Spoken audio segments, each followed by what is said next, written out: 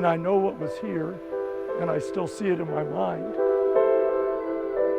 Memories so vivid. The artwork was all over that wall, all over the wall that's not here any longer. Restaurateur Jimmy France paints you a picture of JJ's in its former glory. So this was a very elegant dining space is what it was.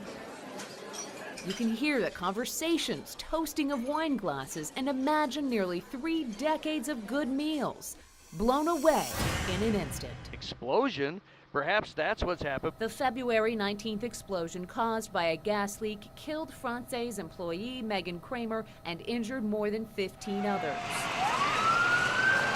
But for several years, Missouri leaders knew this nightmare was possible. It's already been well identified that we have an infrastructure problem, especially in the gas delivery industry. 2 weeks before the explosion at JJ's, It made real what we were trying to deal with in this bill. St. Charles Republican Doug Funderburk introduced a bill to make Missouri's gas pipelines safer, bringing them in line with upcoming federal standards. It puts more emphasis now on what we're trying to accomplish and maybe could avert a situation like that in the future. This report shows staff at the Missouri Public Service Commission identified the need for better safety standards in 2009, but utility companies and contractors have since pushed back against any new laws. It's a very there's a lot of different stakeholders with a lot of different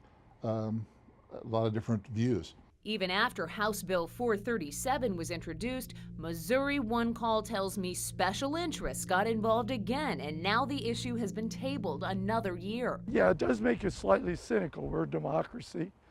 You think the idea of a democracy is everybody gets to say so, but you get something done. After so much heartbreak, France tells me he can't make sense of the gridlock in Jefferson City. That many lives impacted and this much property damage, you would think that that would get somebody's attention. They are the parents' pleas. He's a definite threat not only to our children, but to any child. She can never go to sleep, never go to a sleepover again without a fear in the back of her mind. Saying he's turned 3 young lives into a bad horror film. The nightmare started a couple years ago when 2 11-year-old girls on his soccer team said Richard Burroughs inappropriately touched them. A 13-year-old later came forward to say it happened to her too, with Burroughs telling her, "Let's just keep this between us." As part of his guilty plea to 3 felony counts of first-degree child molestation, attorneys cut a deal that kept the girls from having to testify.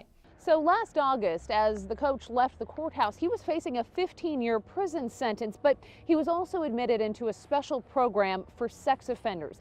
And that meant that just 120 days later, on Christmas Day, Richard Burroughs was headed home. He was out of prison and given 5 years probation. If Missourians really understood that we were doing this, people would be very upset. Emily Von Schenkoff of Missouri Kids First says the program is coming under scrutiny. It's the Department of Corrections Sex Offender Assessment Unit.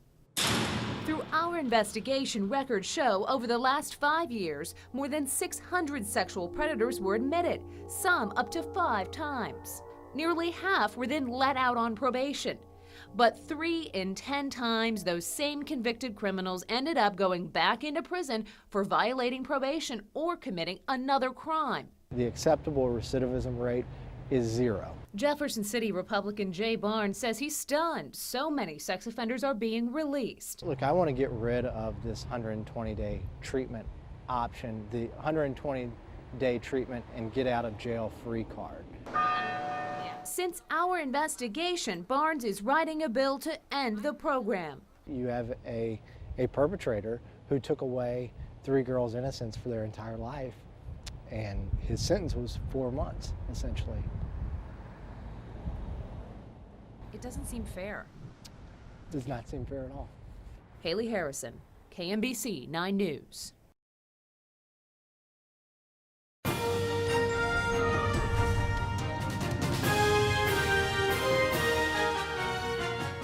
Monday may bring the start of Missouri's newest political potboiler.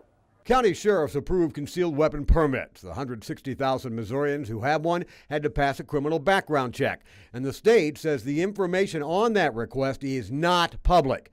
Then they go to the driver's license office. That's where they note on your license you have that permit. Cops like to know that stuff. When a guy in Stoddard County was told they were scanning his private info and sending it to Jeff City, he refused to let them do it. So he didn't get his sheriff-approved permit. And that scanning appears to be a statewide practice. The clerks, like these, who handle that information are not state employees. Fee offices do the state license work on contract. And some of the scanning equipment isn't the state's either.